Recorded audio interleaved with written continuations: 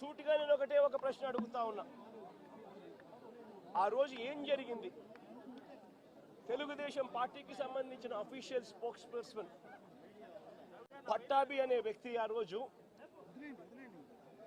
Sitting ముఖ్యమంత్రిగా ఉన్న అప్పట్లో సిట్టింగ్ ముఖ్యమంత్రిగా ఉన్న వ్యక్తిని బోసుడీకే అని తిట్టాడు. బోసుడీకే అంటే ఏమిటో తెలుసా? తెలుగుదేశం పార్టీ కార్యాలయంలో తెలుగుదేశం పార్టీ అధికార ప్రతినిధి ముఖ్యమంత్రిని ఆ రోజు అన్న మాట లంజా కొడక అని.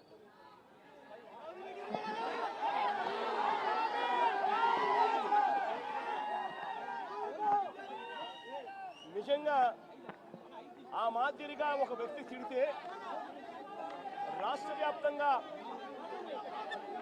ఆ ముఖ్యమంత్రిని ప్రేమించే వాళ్ళు, వైఎస్ఆర్ కాంగ్రెస్ పార్టీని అభిమానించే వాళ్ళు, రాష్ట్ర వ్యాప్తంగా ఉన్న వాళ్ళందరికీ కూడా కడుపు మండదా?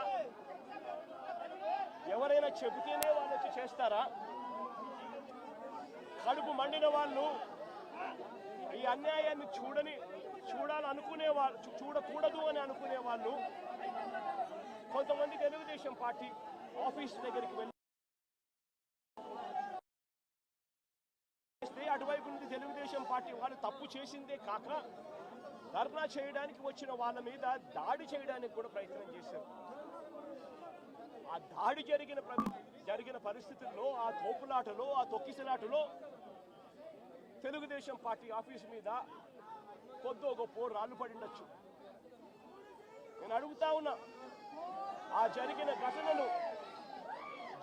ఘటనను ముఖ్యమంత్రిగా నన్ను అన్నా కూడా నేను చంద్రబాబు నాయుడు గారి మీద కక్ష సాధింపు చర్యతో వ్యవహరించాల. రాళ్ళు పడినాయి అని చెప్పి ఎప్పుడైతే తెలిసిందో వెంటనే అటువంటి ఆ ఘటనకు పోయిన వాళ్ళందరినీ కూడా ఎవరెవరు పోయారు అని చెప్పి ఆధారాలు చూసి, అక్కడున్న సీసీ కెమెరాలో, అక్కడున్న ఒక్కొక్క సెల్ ఫోన్ లొకేషన్స్, ఇవన్నీ ఆధారాల మేరకు చూసుకొని ఎవరెవరైతే పోయారో వాళ్ళందరినీ కూడా 41A ఇచ్చి వాళ్ళందరినీ కూడా అరెస్ట్ చూపించి కోర్టులో ప్రొడ్యూస్ చేయడం కూడా జరిగింది. ఎందుకంటే